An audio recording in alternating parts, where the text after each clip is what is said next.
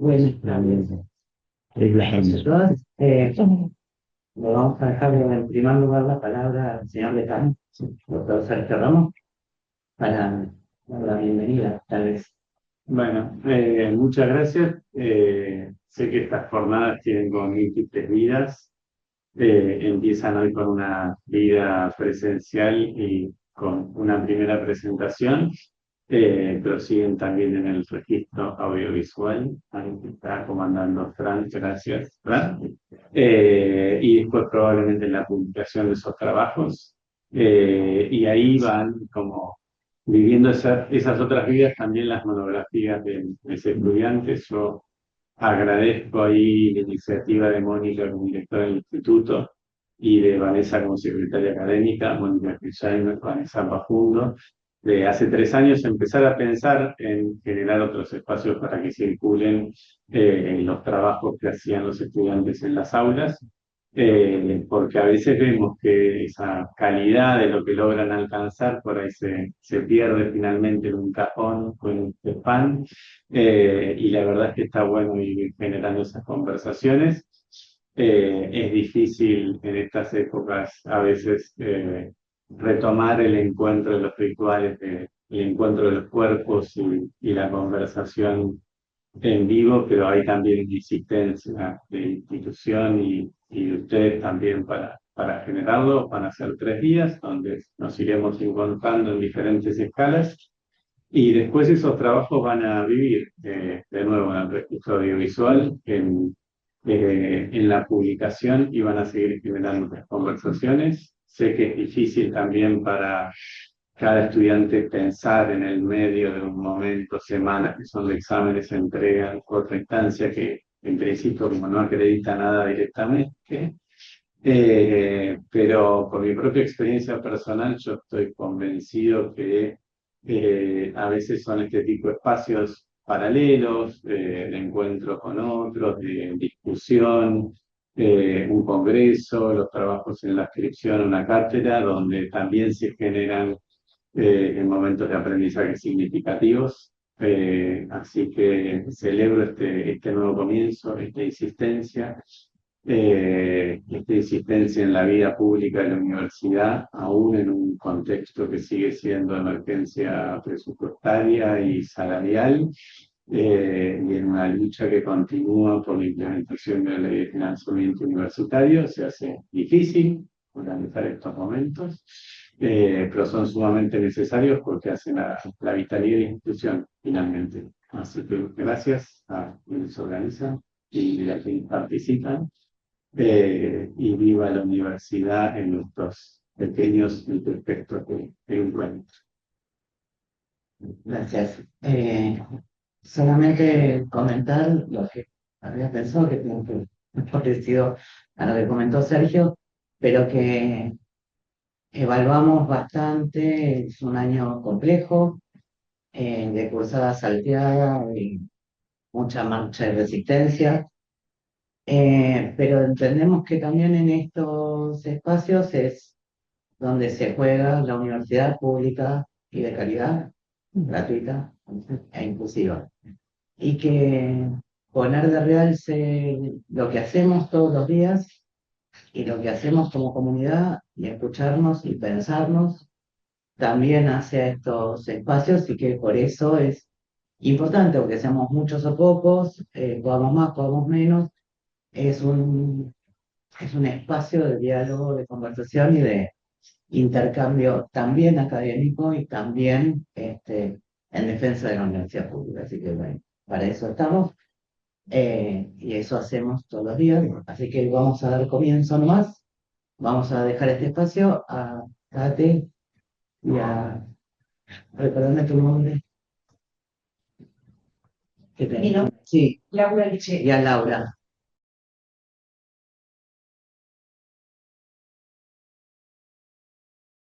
Bueno, vamos a empezar con esta mesa que se llama Testimonio, Archivo y Verdad, con Laura Edith Alche y su trabajo Un puente sobre la grieta del conocimiento de los virus a los archivos de Telegram.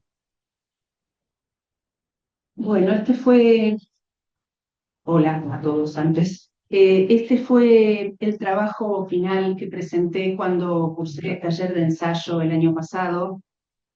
Tuvo varias modificaciones, pero finalmente me pareció que, a sugerencia también de la docente de Vanessa, que podía ser presentado, así que ahora se los cuento.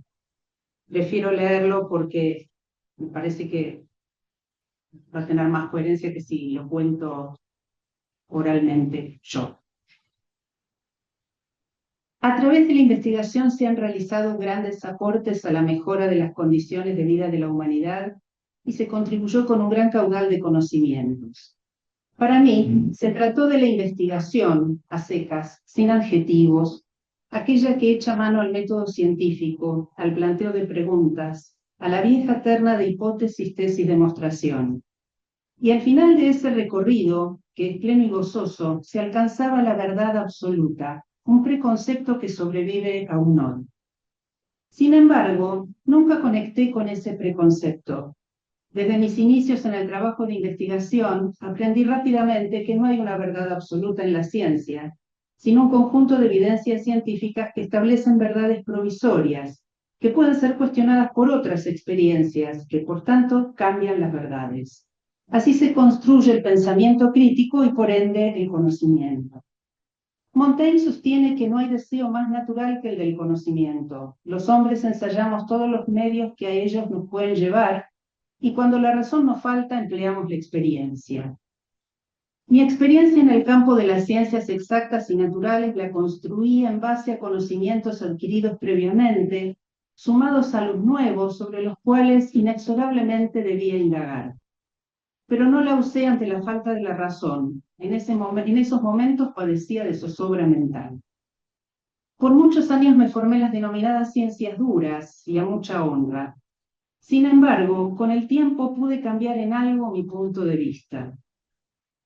Todo comenzó en una de las tantas cenas en familia. Mis hijos, estudiantes de economía y contabilidad, conversaban sobre cuestiones económicas y financieras que me resultaban y aún me resultan ajenas e incomprensibles. Yo, la mamá que los paseaba orgullosa por el laboratorio cuando eran chiquitos, que les mostraba preparados en el microscopio y los llevaba por horas a las aulas donde tomaba exámenes los días sábados, no entendía nada de lo que hablaban. Esa noche la conversación derivó en cuestiones metodológicas y se interrumpió abruptamente cuando lancé este comentario.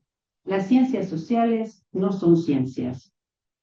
Durante ese nanosegundo eterno de silencio, ahí estaba yo, regodeándome en el panteón con los dioses y mirando por sobre el hombro a estos dos imberbes que venían a cuestionar mi superioridad, aunque no la mía precisamente, sino la de las ciencias duras. Me da vergüenza confesarlo, escribirlo, pero fue así. La catarata de argumentos y reprobaciones fue inmediata. Se superponían unas con otras, fue un momento abrumador. Por entonces estaba convencida de que el conocimiento tenía categorías de relevancia.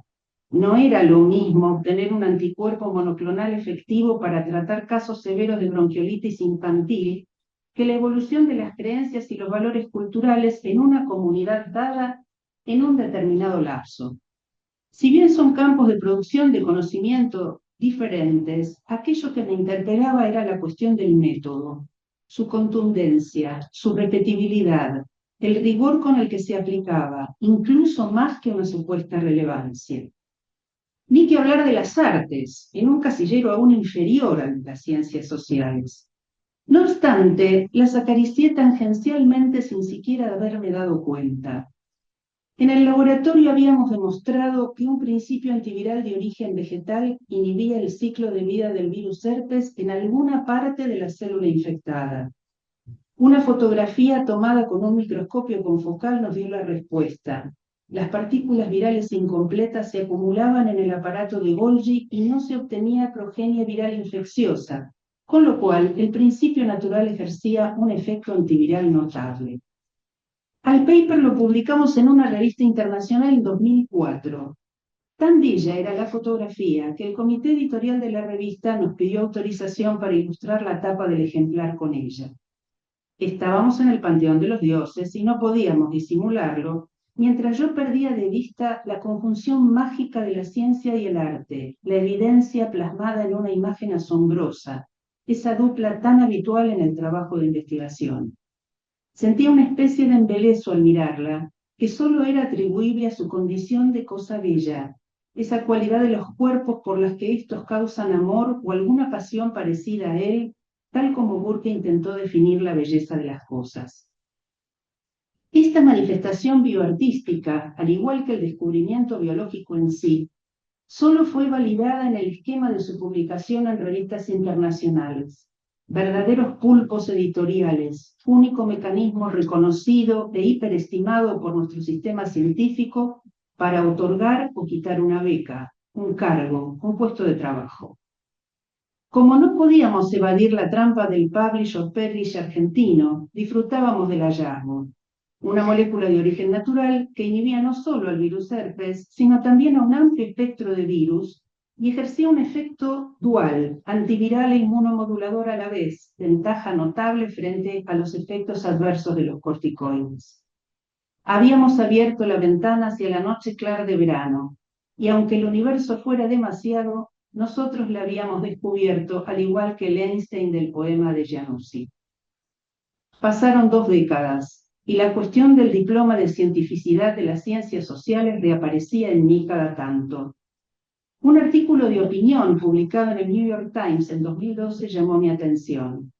Los autores sostenían que economistas, politólogos y sociólogos padecían un complejo de inferioridad académica, la envidia de la física. Tal era el esfuerzo por estar a la par de las llamadas ciencias duras, que las blandas hasta copiaban su lenguaje: teoría, experimento, ley, hipótesis.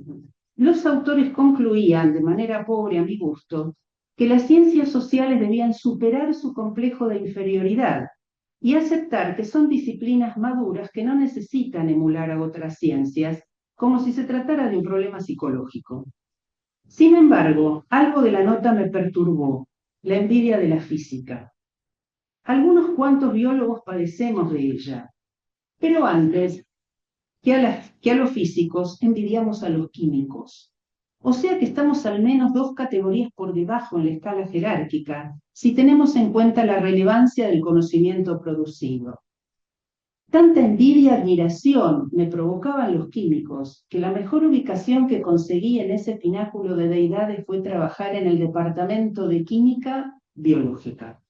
Nunca orgánica, inorgánica, analítica, química física. Eso era demasiada audacia. La química, que gobierna los procesos biológicos, representaba una nube indefinida de posibilidades futuras para mí, al igual que para Primo Levi en el sistema periódico. Para entonces, en esos inicios de investigadora joven, solo pensaba en demostrarle a ellos, a los supuestos dioses del saber, que los biólogos no éramos menos. En ese punto ignoré que mis ciencias y las sociales jugábamos en el mismo equipo. Por padecer la envidia de la química, perdí de vista la complementariedad de ambos saberes por algún tiempo. De hecho, en la práctica cotidiana no se concibe la ciencia como un método mecánico y definido, sino como un proceso que implica diversas habilidades que pueden utilizarse de múltiples maneras. Ruth Bernstein, un fisiólogo norteamericano un tanto controvertido por sus opiniones negacionistas acerca de la relación entre el VIH y el SIDA, hizo aportes interesantes al tema. Introdujo un debate acerca de la observación, tan indispensable para cualquier trabajo científico, diciendo que aprender a observar es un aspecto inherente al arte. Los científicos han utilizado olores, texturas y movimientos corporales para abordar diversos estudios, desde la bioquímica hasta las danzas de apareamiento de las gaviotas. Son varios los factores de lo viviente y lo humano que no son valorados expresamente por el método científico tradicional. Lo mío fue el aislamiento, el trabajo en áreas restringidas, con patógenos visibles solo al microscopio electrónico y siempre detrás de una puerta tapizada con ese logo temerario que se lee como peligro igual a muerte. El silencio del pensamiento, acompañado por un protocolo tácito o macheteado que había que seguir y a la vez cuestionar en cada paso, Me tenía en alerta por horas que parecían evaporarse en minutos.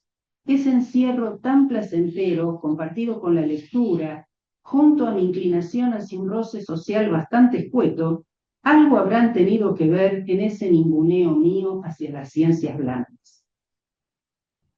El límite inexplicado entre ciencias duras y ciencias blandas aún permanece. Si bien son enormes los esfuerzos, principalmente de los cientistas sociales, para explicar la validez de sus métodos, hallazgos, conclusiones, son como desclasados que pelean por ocupar un lugar que les es negado sistemáticamente. Es interesante, aunque resistida, esa clasificación de las ciencias en duras y blandas es un muro que todavía las sigue distanciando a pesar de los acercamientos, sigue en pie como tantos otros muros del mundo.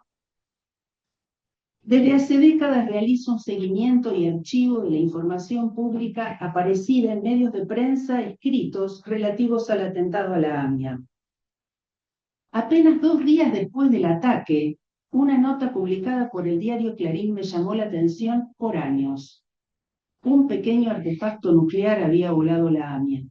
Habrían detectado radioactividad en restos humanos, un explosivo no convencional, tecnología de punta. La bajada de la nota decía que la versión provenía de la agencia Telam, o sea que se trataba de una versión oficial del gobierno. Necesitaba saber si el cable había existido o no, pero nunca pude dar con la persona adecuada para averiguarlo.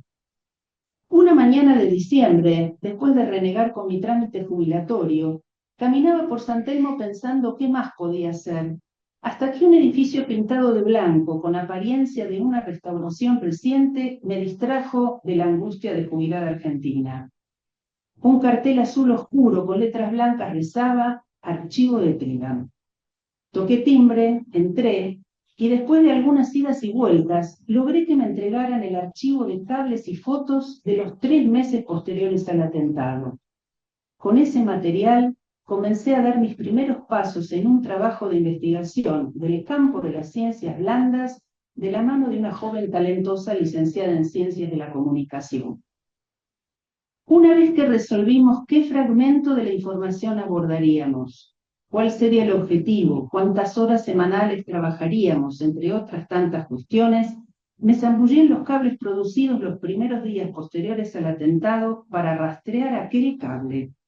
Y allí estaba, emitido el 19 de julio a las 16:17 horas. Era la información oficial acerca de cómo había ocurrido el atentado. Esta versión de los hechos fue una de las primeras en formar parte de una lógica de instalar versiones de lo ocurrido, endilgándole la responsabilidad a un terrorismo internacional que por aquellos años ni existía. La hipótesis que planteamos consistía en que los cables de Telam evidenciaban que el Estado Nacional construyó una narrativa con la intencionalidad de influir y orientar a la opinión pública hacia una responsabilidad extranjera en la voladura de la sede de la AMIA, es decir, que trabajó para construir una versión oficial de los hechos ajena a la verdad. Era una posición difícil. Por primera vez me proponía develar una realidad que dependía de alguien, que había sido controlada, impuesta, manipulada por un individuo o varios, en definitiva por el Estado Nacional. No se trataba más de capturar la estructura de la realidad, sino de entender, al estilo kuhniano, que el conocimiento científico no tiene por objeto a una realidad independiente del sujeto. Y si Kuhn definió el paradigma científico como una suerte de universo conceptual, una forma que adquiere la realidad, que incluso forjaría las condiciones de interpretación de sí misma, entendí que nuestra hipótesis encerraba un paradigma rival al del gobierno. Los responsables del ataque no eran extranjeros, sino nacionales. De ahí la necesidad de manipular la información oficial por parte del Estado. Inicialmente la tarea consistió en sistematizar la información. Ordenamos secuencialmente 550 cables según día y hora de emisión, desde el 18 hasta el 25 de julio de 1994, y establecimos y contamos palabras clave que luego nos ayudarían a definir los temas de nuestro interés. Pero antes, había que leer 550 cables, hacer comentarios, atar cabos y pensar. Lo primero que noté es que fui capaz de identificar un patrón de decenas de palabras que se repetían incesantemente, cable tras cable. Fue caótico, porque además detectar este tipo de patrones resultó infinitamente más complejo que aquellos que descubrían los experimentos realizados en el laboratorio. Me costó admitirlo, pero estábamos produciendo conocimientos sin microscopio, sin área restringida, sin cultivos celulares, stocks virales o antivirales naturales de por medio.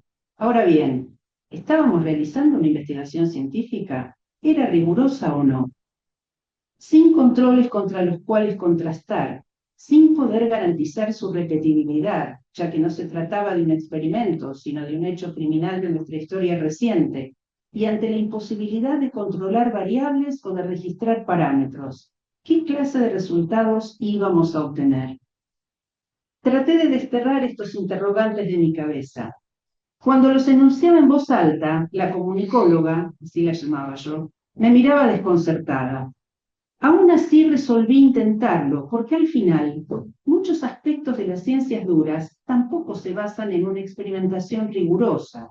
Sin ir más lejos, ¿acaso una placa de lisis en un cultivo celular es producida por una única partícula viral, como todos los virólogos asumimos cuando tenemos que cuantificar la infectividad de un stock viral?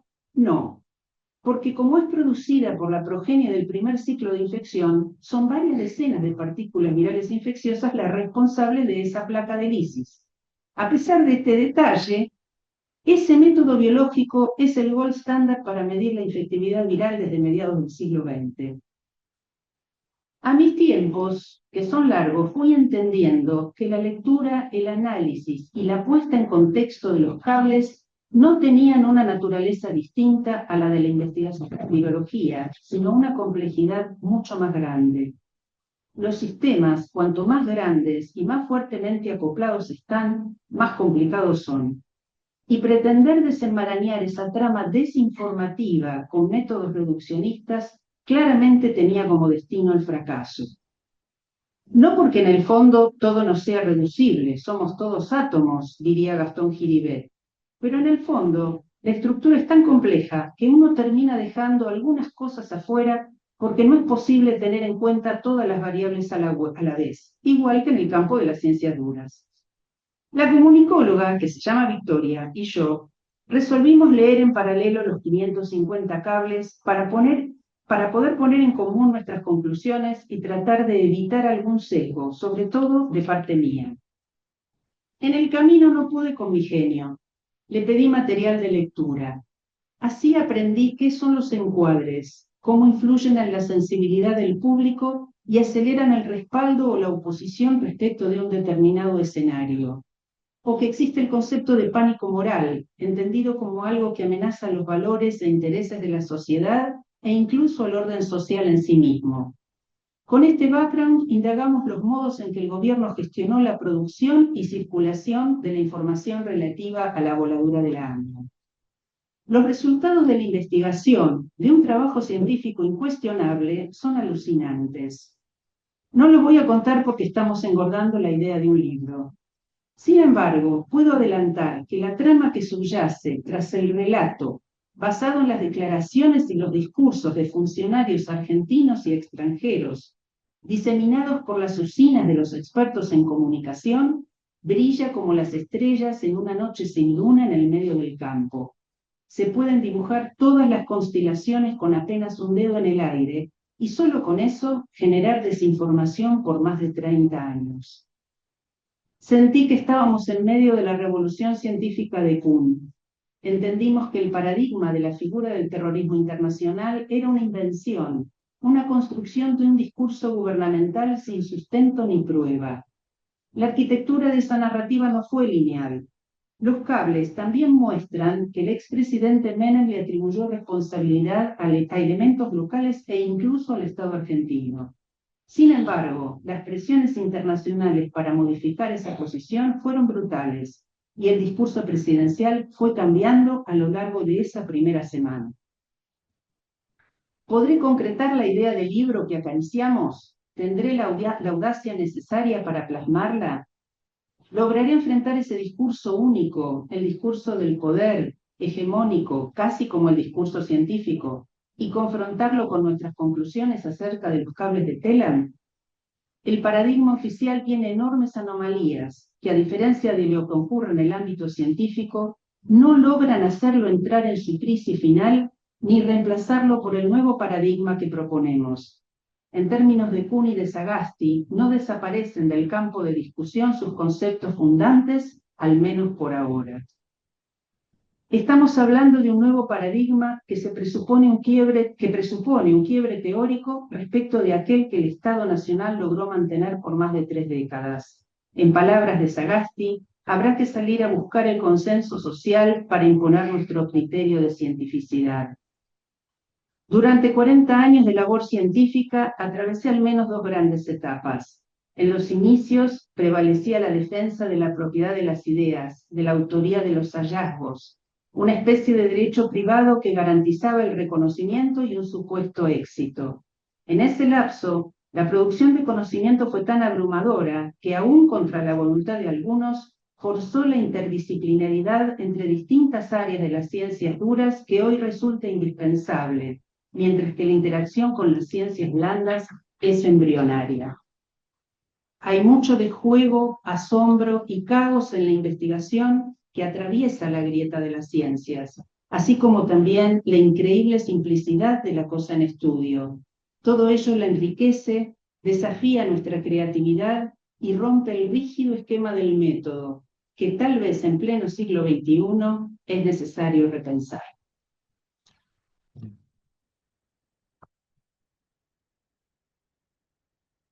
Por favor. No sé si alguien tiene primero alguna pregunta o comentarios. Tengo algunas cosas, pero... Jefe, no. Acá ¿Arranco? nos vamos metiendo. Bueno. En principio me pareció muy interesante esta vinculación con tu carrera, porque pienso que lo que mencionás, ¿no? Como este primer cable funciona como un virus, ¿no? Que se va Totalmente. expandiendo y Totalmente. repitiendo y replicando de alguna manera. Pero con eso pensaba después sobre la rigurosidad científica que también mencionas, ¿no? De estas verdades provisorias, como decías vos, que pueden ser cuestionadas y reemplazadas por otras verdades. Y que esta verdad provisoria no fue nunca reemplazada, ¿no? Como según este recorrido que haces vos. Esa siempre siguió siendo esa verdad. Y ahí son como reflexiones, ¿no? De cómo hacer para que se reemplace por otra, porque a veces no alcanza el método científico, porque hay tantas cosas, lo vemos mucho también como actualmente con las fake news, que por más que se desmientan las cosas, esa primera verdad provisoria persiste, insiste y se mantiene y no alcanzan las verdades. Y pensaba en este trabajo complicado de como tu hipótesis de mostrar una verdad ante todo esto. No es una pregunta, son muchas. Pero bueno, como ese recorrido me pareció muy interesante.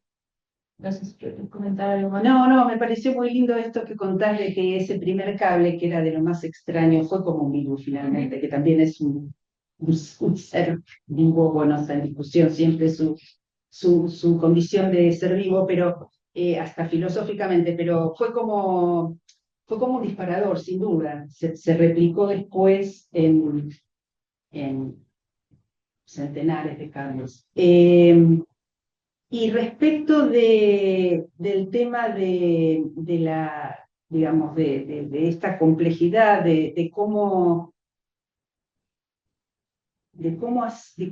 lograr instalar esa otra verdad que vendría de alguna manera a contrastar con una, entre comillas, verdad anterior que se impuso tantos años, yo creo que hay un tema que tiene que ver, ojo, esto es totalmente de eliminar, podría decir, pero tiene que ver con las variables. con parámetros que son, ahí sí, por eso también la complejidad, mucho más difíciles de controlar que en un experimento en el laboratorio. O sea, si yo pruebo con un experimento que hago en mi laboratorio una determinada hipótesis y viene un compañero del laboratorio de enfrente y me dice, no, pero mira, yo lo hice así y demostré esto. Entonces, bueno, es como que trabajar sobre las variables que manejamos directamente sobre la cosa es mucho más acotado. Acá creo que tienen, por eso estoy convencida de que es un nivel de complejidad superior. Es como que No hay Petri, digamos.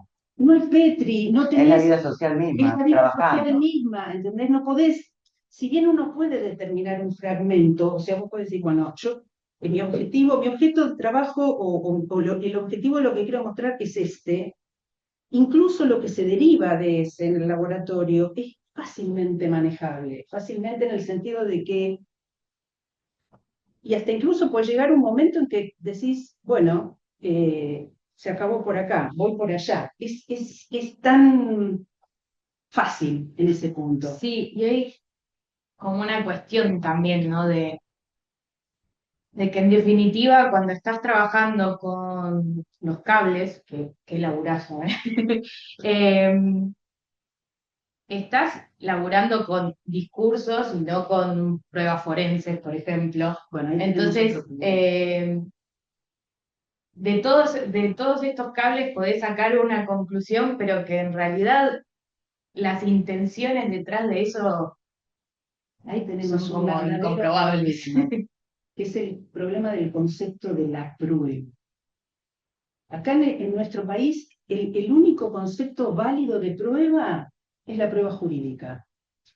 No hay vuelta. Vos querés una prueba, tiene que ser comprobable o admitida en el cuadrado de lo jurídico. Por eso, hablar de los cables y tratar de contrastar esta verdad que sale del análisis de los dichos son transparentes. O sea, no es que hay que andar haciendo interpretaciones sobre las declaraciones de funcionarios o de políticos, no, son transparentes, están a la vista, ni siquiera requiere de una interpretación, pero ¿es prueba o no es prueba? ¿Prueba de algo? Ahí yo tenía una pregunta, porque es como la coequiper comunicóloga que habrá, seguramente, bueno, habrán discutido, el cable es una noticia en sí, digamos, pero también es el insumo de otra noticia, que es como vos llegaste, digo, desde Clarín al cable de tela. Y que en general los cables están escritos para ser retrabajados por otros medios noticiosos, eh, y que es una de las agencias, ¿no? Digo, si bien es la agencia oficial y que seguramente repuso la palabra oficial, digamos, en relación con eso, debe haber otros no oficiales. Digo, ¿cómo trabajar el linde del cable como un insumo para otra, ¿no? Porque es esto de, bueno, la, entre comillas, verdad que pareciera aparecer es la del relato oficial, ¿no? Que no necesariamente es, no sé, digo yo, ni verdadera ni falsa en términos jurídicos, sino que es la construcción de un relato determinado. Pero que después es construida por otras voces también ese relato. Entonces, si eso pensaron en algún momento elaborarlo o no, o se quedaron, o después de esos, digo, del periodo que pasó después, porque la voladura de Dami además tiene una revisita en términos informativos y de novedad, digamos, de la causa, desde entonces. No quiero decir, hubo momentos de mayor silencio, pero todas las posiciones en relación con la causamia son complejísimas, ¿no? Está el relato oficial, pero también están los de los familiares, los de las instituciones religiosas, los de la historia, los de la fiscalía especializada, los de cada gobierno, ¿no? Digo, entiendo que se toma ese momento de emergencia, que son nada menos que 550 dólares. Pero bueno, si pensaron alguna diálogos con esos otros ámbitos. De hecho, eso fue lo primero que apareció. O sea, cuando empezamos a leer los cables, Victoria, ella en realidad, ¿cómo se acerca al tema? Ella se acerca al tema porque todavía la tiene que presentar, había elaborado una tesis de maestría en relación a un trabajo que hizo con las distintas agrupaciones de familiares desde el punto de vista de la comunicación. Y entonces, claro, ya tenía un trabajo hecho con las noticias aparecidas en los distintos medios, en diarios de la capital, del interior, incluso en algunos diarios del exterior. Y ahí nos dimos cuenta de que el vínculo o la salida de la información del relato oficial al medio de difusión y la interpretación y la difusión a gran escala, digamos, de eso es otro trabajo. Es monstruoso, eso sí que yo creo que es muchísimo más grande y requiere un equipo de investigación consistente en personas, me refiero, y en capacidades, porque por algunas cosas que nosotras puntualmente buscamos en los diarios nos dimos cuenta de que así como fuimos a la inversa, porque teníamos un objetivo, digamos, más o menos direccionado en ese sentido, el traspaso del relato, digamos, de la construcción de ese relato de gobierno a los medios y cómo procesaron los medios ese relato es otro capítulo, es otro trabajo de investigación. A esa conclusión llegamos. No hay manera de abordarlo al mismo tiempo, es imposible. No, claro, pero ahí hay algo que, del orden de la agenda setting, digamos, de cuál es la temática o la acentuación sobre distintos hechos que construyen, digo, pensando esto de no sé si la fake, porque mentir se miente desde el comienzo del universo, digamos, ¿no? Que ahora le llamamos fake. A veces son solo mentiras. Más fácil. Digo, ese salto me parece que sí, que tal vez es una continuidad interesante. Por eso ella ella trataba de explicarme y a mí me costaba entender que entre elegir procesar los cables por el lado del framing o de la agenda setting, ella sostenía y me explicaba con fundamento que era mejor hacerlo a través del framing, que la agenda setting implicaba otro tipo de cuestiones que los cables por ahí no iban a cumplir. Así que fuimos por ese lado, por el lado del encuadre. Pero sí, es definitivamente otro trabajo. Muy importante, pero es otro trabajo. Yo te quisiera preguntar, ¿qué lugar tiene dentro de tu proyecto desde que emprendiste esa investigación y te asociaste, empezaste a investigar con esta comunicóloga que creo que merece nombre y apellido? Se llama Victoria Pardo, es una licenciada en comunicación de la UNCI. Fue un poco, digamos, la manera jocosa con que nos empezamos a vincular, pero de ninguna manera descalificatoria ni muchísimo. No digo para tenerla con un nombre y apellido. Y estás en artes de la escritura. ¿Qué lugar tiene la escritura? Y además anunciaste que vas o están planeando escribir un libro. ¿Qué lugar tiene la escritura en todo ese proyecto? Incluso pensando en ya la trayectoria que tenés en la carrera.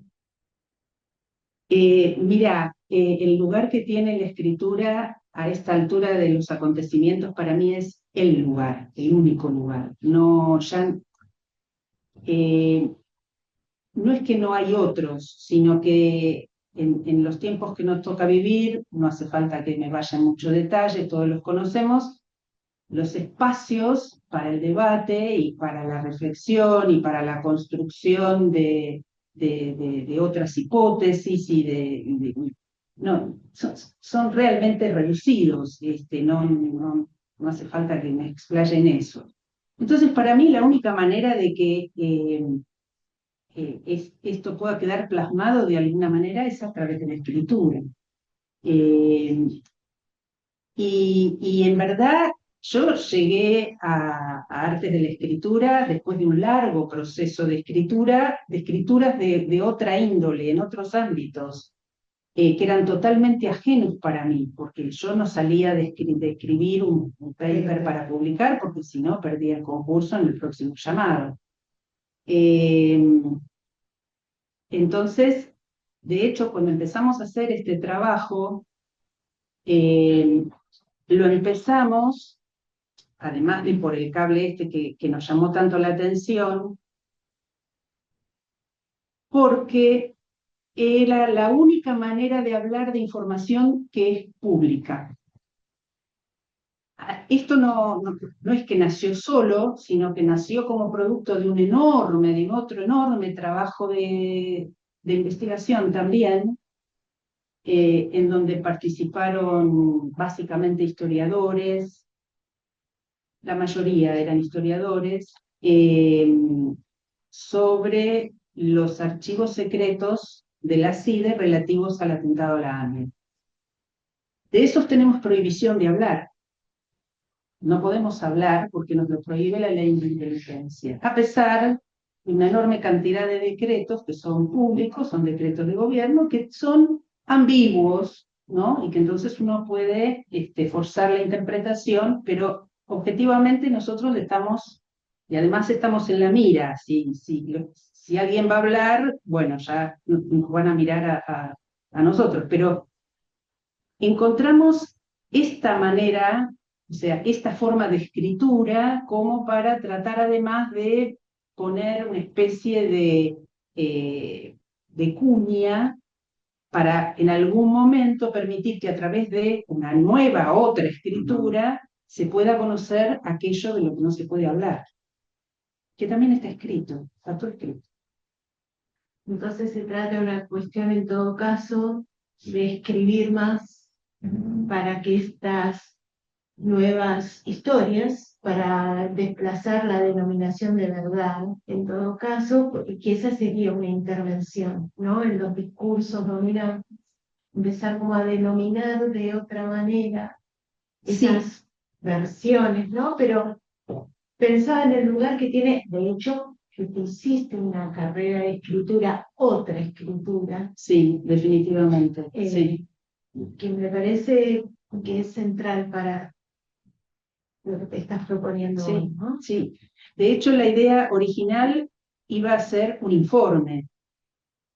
Y cuando empezamos a avanzar nos dimos cuenta que no lo podíamos limitar a solamente un informe, que podíamos ir más allá. Y bueno, también a través de la escritura nos vamos dando cuenta de la amplitud o de la extensión que puede llegar a tener, ¿no? Conoces, digo, porque bueno, es muy generoso todo en tu trabajo y a mí me resulta muy alentador que lo hayas presentado además en estas jornadas y ojalá sigan con el libro adelante.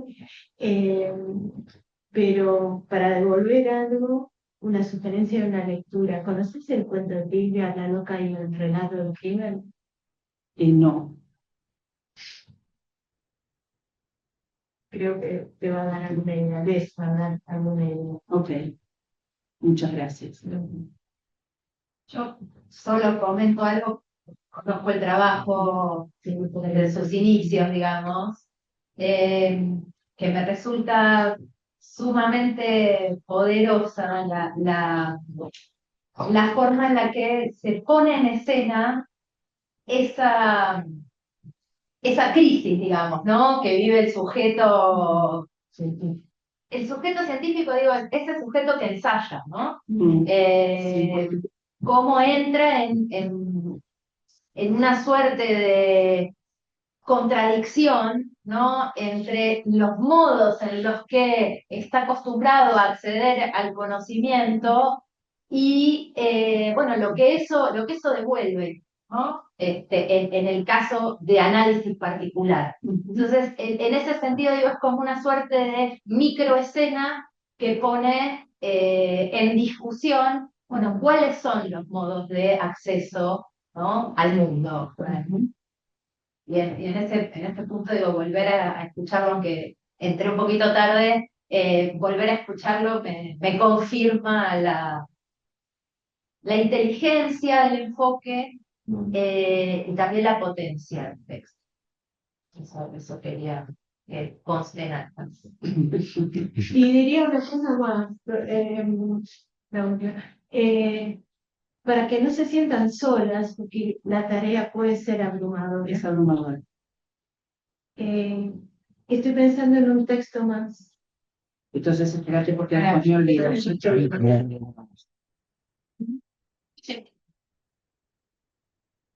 Por cómo circula, porque está en internet y es de acceso libre y gratuito, que es de Mariana Di Stefano.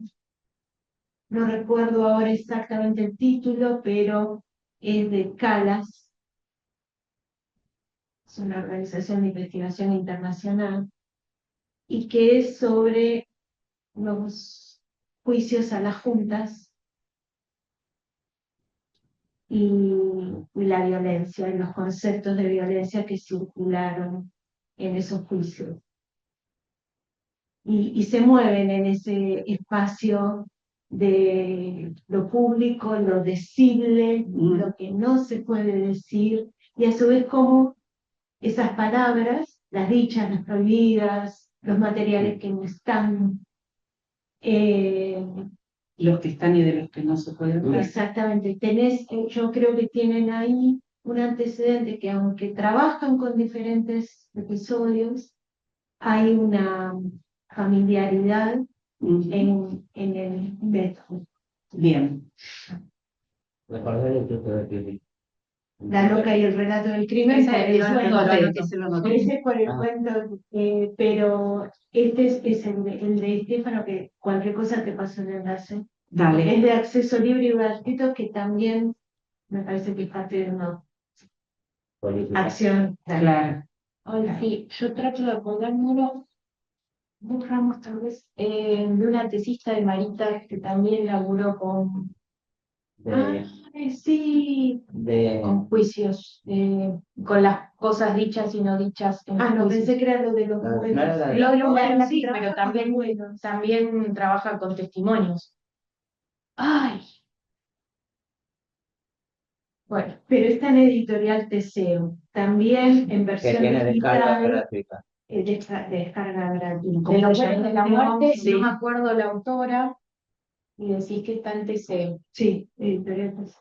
Deseo tiene para descarga gratuita en PDF gratuito. Pero no me puedo acordar. No te puedo ayudar. Pero sí hay algo del método también, de Sí. cómo trabaja ella con la información y Bueno, es importante, digo, también en ese sentido, la línea de investigación desde Walsh, pasando por Sí. Tomás L. Martínez, ¿no? Digo, trabajar con las noticias, los cables, los comunicados, etcétera, y mostrar el reverso de esa palabra oficial, ¿no? Digo, la pasión según Trelew es en algún sentido eso. Los cuadernos de Enriqueta Muñoz. Claro, claro. Sí. Muñiz. María Laura Gembe. María Laura Guerra. Ah, sí. María Laura Gembe pasó por el CELS en algún momento. Sí. ¿Algún otro comentario, pregunta, sugerencia? Muchas No, gracias. hay algo irremediablemente cierto, que las ciencias sociales son tan ciencias como la otra, pero en la referencia interesante que digo, que escala a otro lado, me parece tu ensayo, que también tiene que ver con algo que venimos pensando y trabajando, que tiene que ver con la relación entre la investigación y el arte u otras formas, no luego centradas de producción de conocimiento, etcétera. Esta idea de la envidia de la física, ¿no? Como y le seguimos llamando hipótesis, algo que no necesaria, que es solo una pregunta, y le seguimos llamando, ¿no? Marco teórico. Tal vez tenemos que reinventar las ciencias sociales para, ¿no? Autonomizarnos, como en un momento también, como Sí, como Es un momento difícil para hacer eso porque la transdisciplina nos obliga más al diálogo, pero sin duda que hay un objeto de conocimiento, eso quedó claro. El asunto es cómo hacemos, ¿no? Porque tiene que ver con el momento en el que surgen las ciencias sociales como instrumentos, en muchos casos, de dominación cultural. Entonces, su legitimidad venía dada por ser como las otras. Entonces, pensar a la sociedad como un organismo vivo, digo, todas esas hermosas comparaciones que, no sé, funcionalismo, ¿no? Que la modernidad nos ha dejado. Bueno, ¿cómo deshacernos de la modernidad? Todos.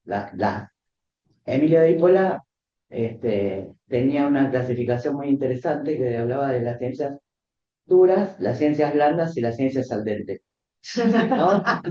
¿No? ¿Cómo sería eso de lo duro, lo blando finalmente? ¿No? Es un problema de constitución de coherencia en el método y de formulación de una pregunta, ¿no? Sí, en uno u otro caso, ¿no?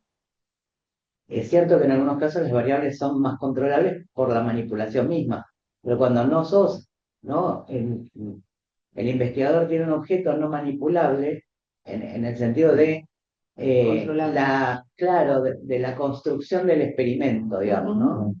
Y lo que, por supuesto, el investigador manipula, ¿no? Los 550 cables los tuviste en tu mano, los manipulaste, los copiaste, los resaltaste, los subrayaste, los manipulaste como loca. Lo que no puedes evitar es que eso salga en el orden en que salieron, digo, eso ya ocurrió, ¿no? Entonces es el tipo de experimento el problema, ¿no? O la noción de experimento misma, no sé. Creo que ahí hay que empezar a pensar algunas nuevas metáforas, qué sé yo. Bueno, pero justamente creo que es lo que no, el trabajo pone en escena, ¿no? Esa contradicción, Y probablemente el género, insuficiencia. el género ensayo sea el modo de producir, y ensayo como una palabra que va desde las ciencias duras a las blandas y a las andes, como una escritura que está expulsada desde los algoritmos, desde Las posverdades. no, y los índices con Las los que se miden a los publicaciones, papers. El ensayo no les entra bien en esos índices, ¿no? Entonces probablemente el ensayo sea el género desde el que construir experimentos. Gracias. no, al contrario. Gracias.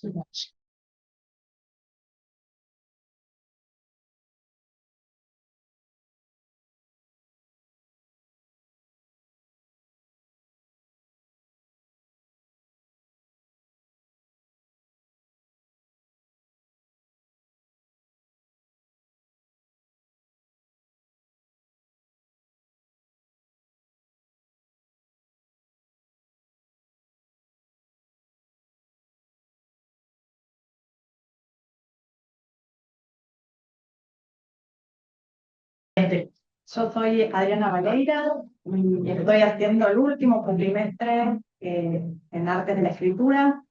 No sé, ¿qué más puedo decir? Empiezo. Este es un trabajo que yo hice en el taller de ensayo con Vanessa y bueno, me gustó cómo quedó, entonces me dio ganas de compartirlo acá en este espacio. Primero que nada, en los últimos días, cuando pensaba cómo tendría que presentar esto y demás, le cambié el título y puse este título, me hizo dudar, que está más acorde quizá con estos tiempos medio mundialistas que corren, justamente para ponerme en la vereda un poco de enfrente. Y también porque, bueno, el anterior título que se llamaba Vivo, luego existo era como una marca muy generacional. Entonces dije, bueno, por ahí se podía abrir desde otros lugares. Y en realidad, este ensayo yo lo hice partiendo de esta imagen, que es la imagen del Papa Francisco con esta campera de miles de euros, una campera Moncler o no sé qué marca, Balenciaga, que se suponía que vale 3.000 euros. Y Y hace ya, esta es una imagen del 2023, y se me cruzó mientras babeaba en las redes sociales. Entonces, claro, el shock de ver esa imagen y de creérmela, o sea, realmente yo, pero ¿quién asesora al Papa? ¿Quién le pone esta campera? Etcétera. Y unas semanas después apareció en los canales eh, oficiales, si se quieren, los institucionales, por llamarlos de alguna manera, la aclaración de que esta era la creación de la inteligencia artificial, ¿no? Entonces, a partir de ahí, me encontré en una situación casi de, como ponía en el ensayo, casi de abismo existencial, en el sentido de no poder dar más crédito a lo que uno percibe a través de los ojos, y obviamente también a través de otros sentidos, pero es verdad que estamos en una contemporaneidad en la cual la gran parte de la información la obtenemos a través del sentido de la vista, mediado claramente a través de pantallas u otros dispositivos o instrumentos, pero es verdad que es como nuestro radar, o por lo menos es el sentido que prevalece incluso sobre los otros cuatro. Entonces, bueno, a partir de ahí, la pregunta que me hice fue si es que estábamos realmente preparados como sociedad, como seres sociales y como seres humanos, para convivir con imágenes que parecen reales pero no lo son. O me preguntaba si será que estamos ante una nueva etapa en el arduo camino de devenir sapiens y nos enfrentamos a la necesidad de una modificación sustancial del cerebro y su forma de procesar lo que sus sentidos le informan, casi como cuando nuestros antepasados aprendieron a hacer pinza o desarrollaron la laringe para poder hablar mejor. Obviamente recurrí a la inteligencia artificial para ver de qué se trataba. Entonces, conforme ella se autopercibe, la inteligencia artificial generativa es algo así como sistemas diseñados para producir contenido original a partir de patrones aprendidos en grandes volúmenes de datos. Lo esencial es, ¿qué hace? Genera datos, textos, imágenes, música, videos, códigos, diseños. ¿Cómo lo hace? No copia literalmente los datos de entrenamiento, sino que aprende regularidades, estilos, estructuras para después combinarlos y producir algo nuevo. Y me dio también un ejemplo práctico en el que textualmente decía, un modelo como yo puede escribirte un ensayo, crear un poema o sugerir un programa sin necesidad de que ese texto estuviera previamente escrito en el conjunto de datos del cual se alimenta. A partir de esta definición es que teníamos justamente estos cuatro elementos constitutivos, ¿no? Datos en cantidades impensables, ¿no? Se alimenta de todo lo que encuentra, exige justamente un prompteo, trabaja con patrones y da nuevos contenidos. Tenemos, como dije, grandes cantidades de datos, consignas, contenidos nuevos, y tengo también, escribía sobre todo y muy arraigado, un modo empirista y racional de percibir el mundo. Soy, a mucha honra, hija del positivismo. Me eduqué en la idea de que el conocimiento deriva de la experiencia sensible, en una época en la cual, de entre todos los sentidos, el de la vista era el más confiable.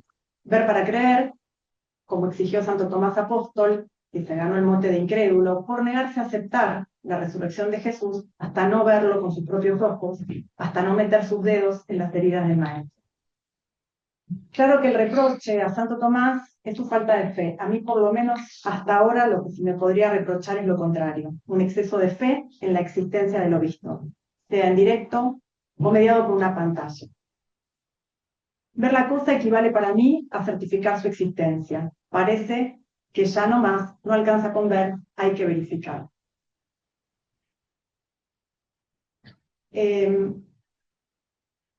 La otra cosa que me pregunté es de dónde obtenía o qué datos eran esos de los cuales se alimentaba la inteligencia artificial. Y volví a preguntarle a la inteligencia artificial y me dice, te explico mis principales fuentes. Uno, datos públicos disponibles en Internet, artículos de Wikipedia, libros de dominio público, foros como Reddit, sitios web abiertos, blogs, noticias, reseñas, bases de datos especializadas como corpus lingüísticos, bases de datos académicos, datos sintéticos. En algunos casos se alimenta también de sus propias combinaciones previas que también toma como datos. Otro de los elementos importantes, aparentemente, es la consigna o prompt, que aparentemente es fundamental en esta operación. Tanto me puse a pensar que promptear ya no es un verbo, perdón, ya es un verbo, yo prompteo, tú prompteas. Devenir un ser prompteante es un imperativo de época. He de reconocer que es una actividad fascinante. Equivale a tener una asistencia a tiempo completo en el cual le decís investigame, contestame, buscame, dibujame. Armame una imagen, y podemos poner ahí la siguiente, que emule, pensaba mientras armaba que emule el beso fraternal, pero en vez de poner a Brezhnev y Honeck, poner a Trump y Putin en la muralla china, por ejemplo. Eso lo podríamos pedir y lo haría. Y ese sí que sería un gran contenido sintético.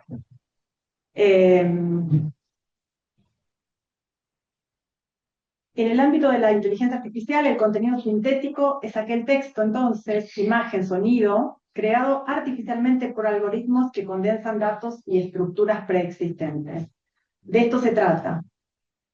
De un algo nuevo resultante de la condensación, alquimia, destilación de miles y miles de cosas previas que la máquina, si podemos llamar la máquina, obedeciendo la consigna que el prompteador le dio, crea. En un punto su funcionamiento, pensaba, es bastante parecido a la lámpara de Aladino. Importante saber concretar y pedirle bien el deseo. Pienso que a esta altura de esta tecnología que nos ha invadido, es necesario, digamos, como redefinir y diferenciar lo que era o la forma de llegar al conocimiento y eventualmente a la verdad, con todas las cosas, ¿no? Y para eso recurrí a tres fuentes. La primera de ellas, Baudrillard, que en el año 78 alertó sobre el poder mortífero de las imágenes. Decía, asesinas de lo real, asesinas de su propio modelo. Y habló de lo que él dio a llamar la precesión de los simulacros. Inspirado en un relato de Borges, en el que unos cartógrafos se aplican a elaborar un mapa tan detallado, con el tiempo llega a ocupar el lugar del territorio mapeado, sostiene que la simulación ya no responde a una referencia, a una sustancia, sino que es la generación por los modelos de algo real, sin origen ni realidad.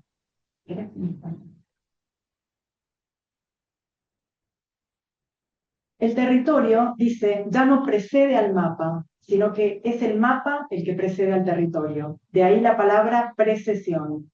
Y lo engendra, lo constituye, podríamos decir. Sigue. No se trata ya de imitación ni de reiteración, incluso ni de parodia, sino de una suplantación de los signos de lo real. Para él, la simulación parte de la negación radical del signo como valor, de la eliminación de toda referencia. A pesar de que esto lo escribió en 1978, no deja de sorprender la agudeza casi profética del pensamiento. Baudrillard dice que la cultura contemporánea ha dejado de representar la realidad para simularla. Ya no hay relación directa con lo real. Vivimos, nos dice, en una red de signos que fingen tener una referencia, pero no la tienen. La distinción entre lo real y lo simulado se ha desvanecido. En lugar de representar la realidad, los signos, imágenes y simulacros la sustituyen, creando una versión más convincente que lo real mismo. O sea, el Papa y la campera millonaria. Por otra parte, el filósofo Byung-Chul Han también habla de un cambio de paradigma. Dice que el hombre, que hasta el momento era centro del universo iluminista, y que era el único productor de conocimiento, está perdiendo esta soberanía cognoscente a manos de lo que él denomina dataísmo. Ahora que el saber, dice, es producido maquinalmente, el hombre pasa a regirse por datos. La producción de saber, impulsada por datos, se hace, dice también, sin sujeto humano ni conciencia. Enormes cantidades de datos desbancan al hombre de su puesto central como productor de saber.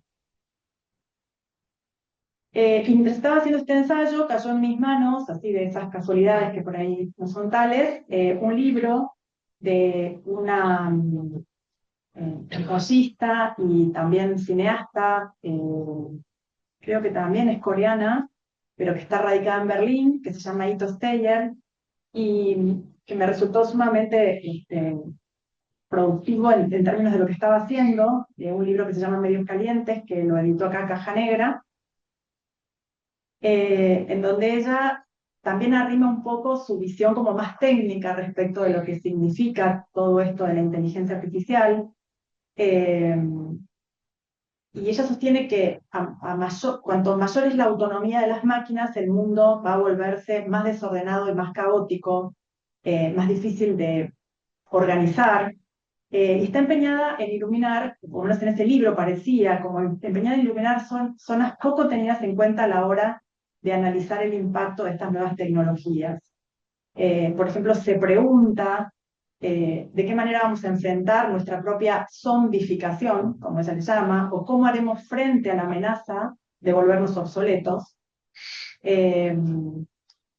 Más allá de su talante apocalíptico, ella nos da detalles técnicos acerca del aprendizaje de estas máquinas. Dice, las imágenes creadas por la inteligencia artificial son renderizaciones estadísticas, más que imágenes de objetos realmente existentes. A estas inteligencias artificiales se las alimenta, según explica, con redes de arrastre de una enorme cantidad de datos, que pescan datos, dice, indiscriminadamente, para ofrecérselos a estas bocas digitales hambrientas.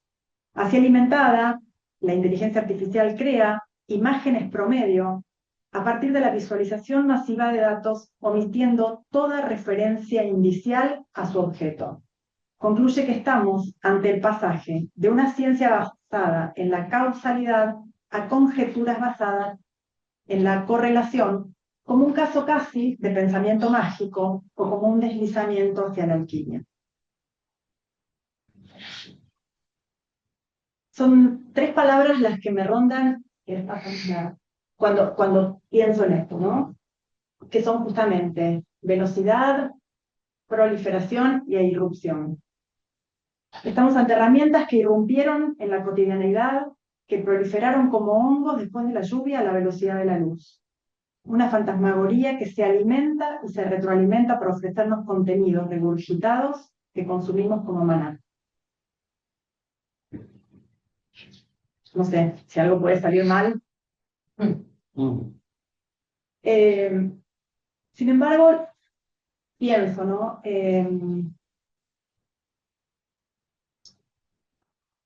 Ante la velocidad que tiene esto, es muy probable que desde que lo escribí, desde que lo escribí, que fue durante el cuatrimestre pasado, a hoy, ya cambiaron una cantidad tremenda de cosas. Cada vez la inteligencia artificial está más al alcance de todos nosotros. Y claro que abisma y asusta. Y sin embargo, mi parecer es que no se trata, digamos, de llorar progreso ni de denostar avances científicos que, como bien lo prueba la historia, en una alentadora mayoría de casos han resultado en mejoras a las condiciones de vida humana, pero sí creo que esta nueva cotidianeidad mediada, donde no hay un objeto presente, donde no hay llagas en donde meter los dedos, se trata de sacarle lustre a las capacidades adaptativas que tenemos, esas que nos han traído hasta acá, y desarrollar la duda y la verificación. Una prudente reformulación, cerraba yo mi ensayo, de la máxima cartesiana: dudo, luego existo.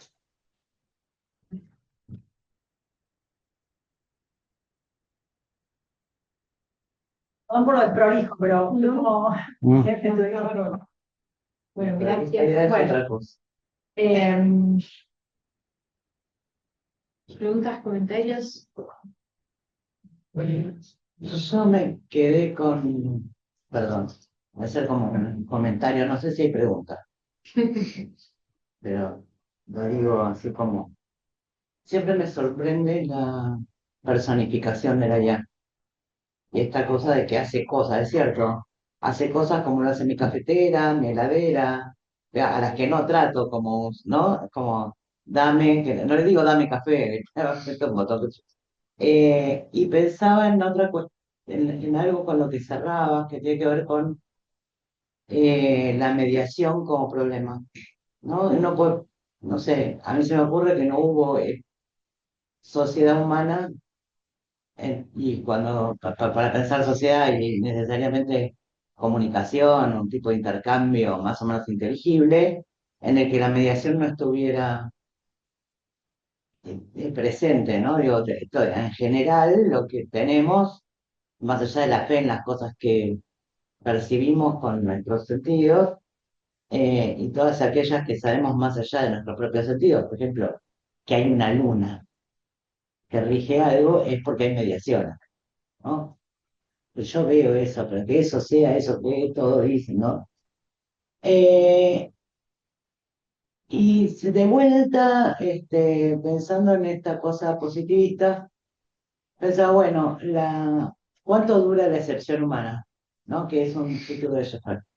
El fin de la excepción humana, que por ahí estaría bueno mirar, porque antes nos lo explicaba Dios, después no digo, y antes de eso no sé, pero en principio nos lo explicaba Dios en algún momento. Después nos lo explicamos nosotros y ahora tal vez nos lo explican nuestras máquinas.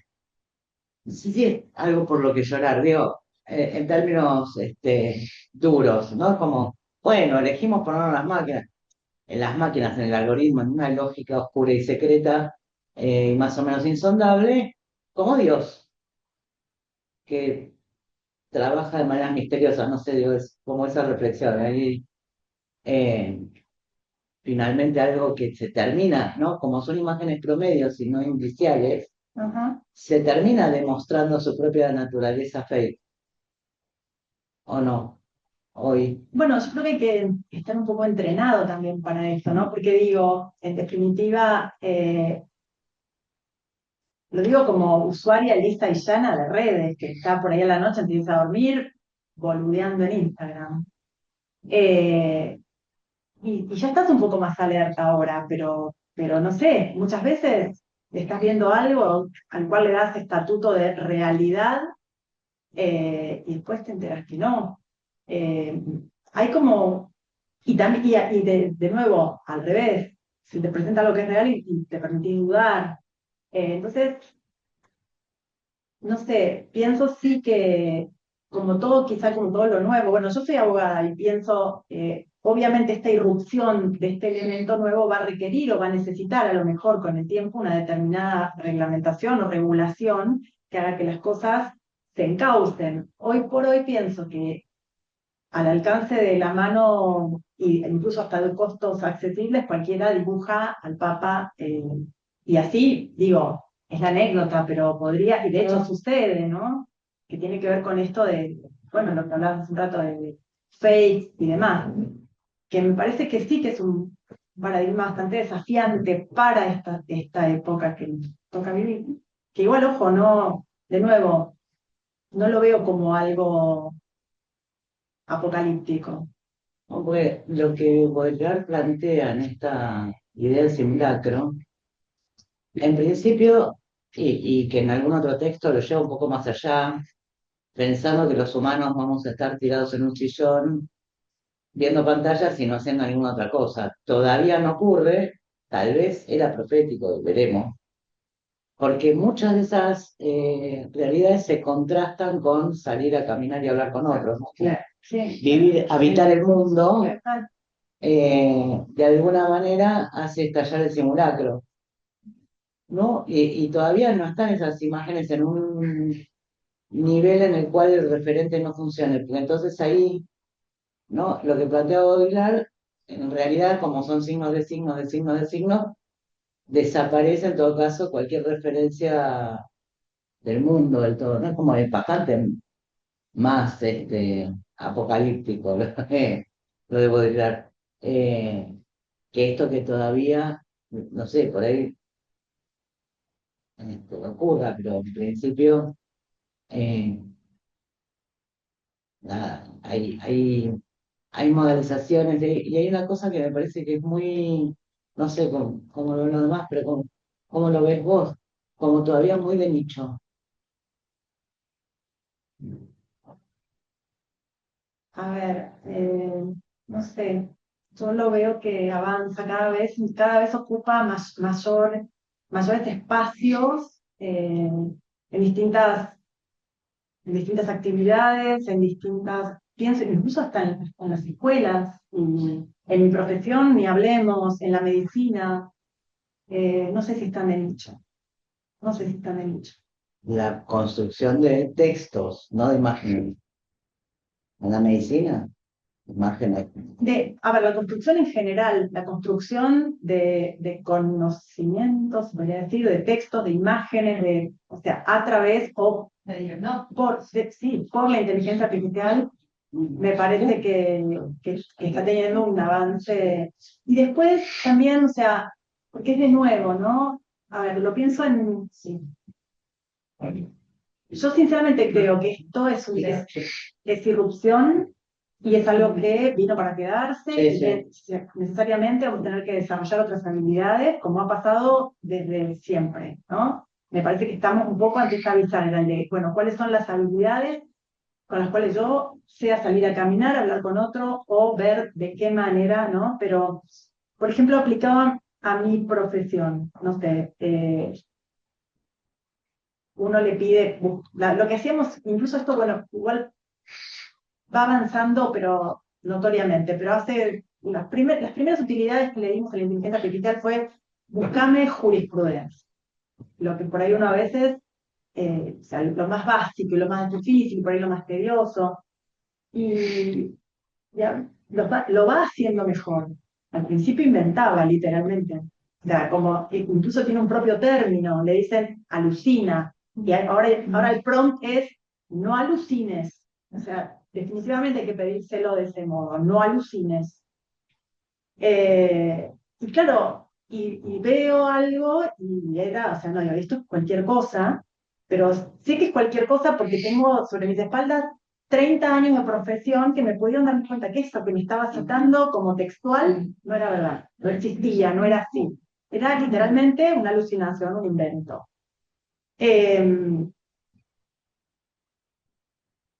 Pero hace falta esa habilidad para darte cuenta. Quizá de acá a un tiempo no, quizá la máquina no alucine más, ¿no? Porque por otro lado pienso que todo el tiempo le estamos dando de comer. Pero bueno. O quizá difunda el discurso que quiera difundir frente a quienes no con eso, la llamé el otro día y le dije, no tires la enciclopedia británica, guardala, porque en algún momento voy a tener que volver ahí a ver qué es la verdad. Pensando, perdón, le decía, pensando en la imagen que vos diste del Papa, en el impacto que todo esto tiene en decisiones sobre la educación, sobre la formación, y creo que las dos ponencias tienen mucho que ver.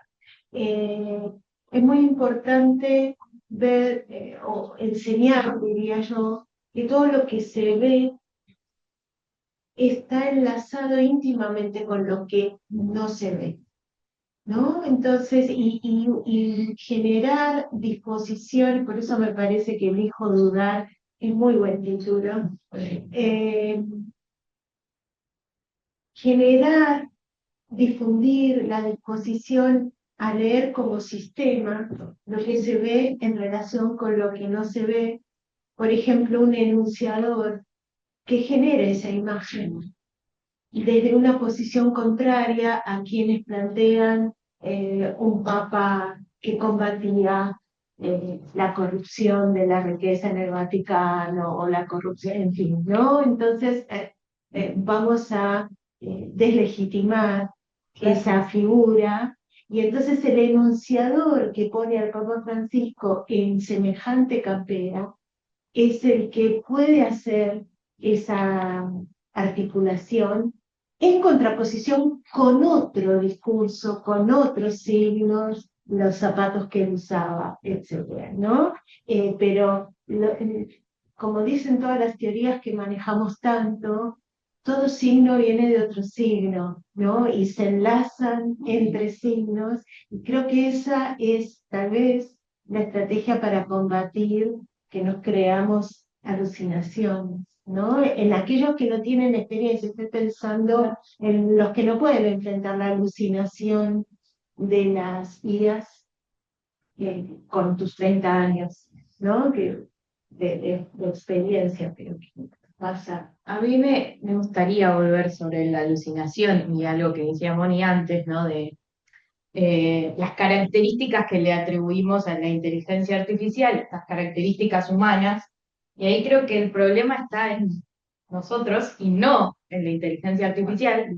Y volví a este cuadro que es que cuando decimos esto, que la inteligencia alucina o que se equivoca, en realidad está haciendo lo que te dijo que iba a hacer, ¿no? Te dice contenido sintético de toda esta información, un contenido nuevo que estadísticamente te aglutina todo esto y te genera algo nuevo.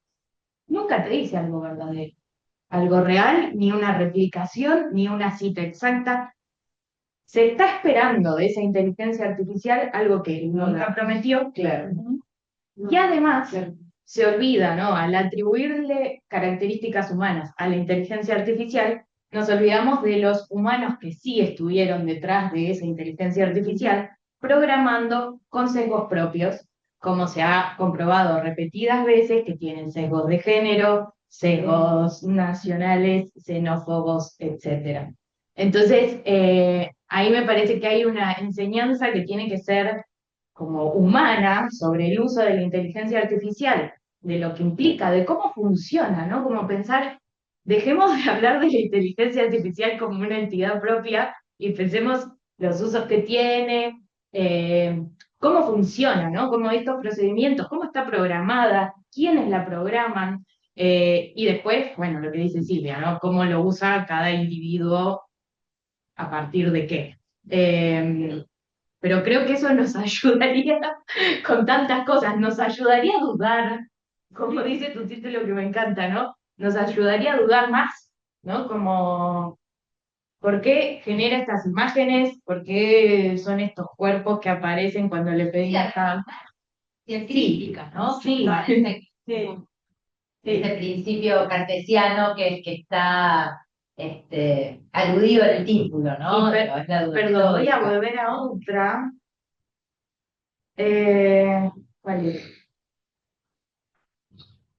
Hablabas algo de modelos en un momento, acá, sino que es la generación por modelos de algo real sin origen ni realidad.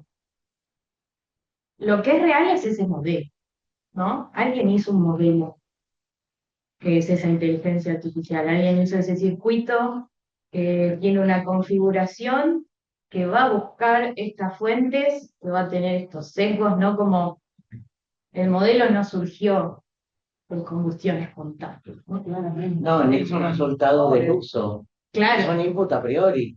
Sí, sí, sí. Y además, esta Pero cuestión que de la... se retroalimenta Por también, supuesto, ¿eh? porque esa es parte de la programación. Quiere decir, la IA te dice que usa solo materiales públicos disponibles. Poquito miente. Como miente Google cuando me dice Sí. que no me escucha Total. y me manda la Sí. publicidad de justo lo que estoy necesitando y que convertir. Sí, porque está en sintonía, vibra con mi horóscopo, qué sé yo. Líneas que ofrecen estos servicios, obviamente te dicen que limpian de sesgo, de violencia, de todo el contenido que le dan. Eso también es bastante polémico, primero y principal, porque esa limpieza no la hacen máquinas, sino que la hacen seres humanos que trabajan por 2 euros la hora en condiciones paupérrimas, y eso está comprobado.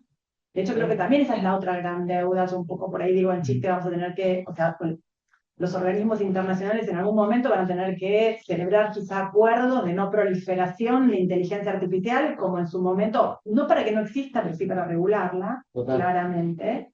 Que además se está poniendo la Lo que pasa es que, bueno, es como pasa últimamente, cuando estos avances son tan veloces, el derecho le va un poco a la saga, y lo mismo también le va a la saga quizá los organismos No internacionales. necesariamente, porque es un fenómeno que además no podría decir, bueno, de acá a 5 años Sí. que quedó, que Sí. habría que tener paciencia y esperar que, a ver cómo, para qué queda, ¿no? La única, o sea, lo que me hace quizás más me llama la atención de este tipo de procesos, que insisto, no es la primera vez, pero sí me parece que es la primera vez que tan pronto lo tenemos todos al alcance de la mano. Entonces, Yo voy a poner un caso que tal vez es más reducido, pero que si lo pensamos con cierta perspectiva o retrospectiva, por ahí viene bien. Digo, hubo un momento en el que apareció el Snapchat, sí.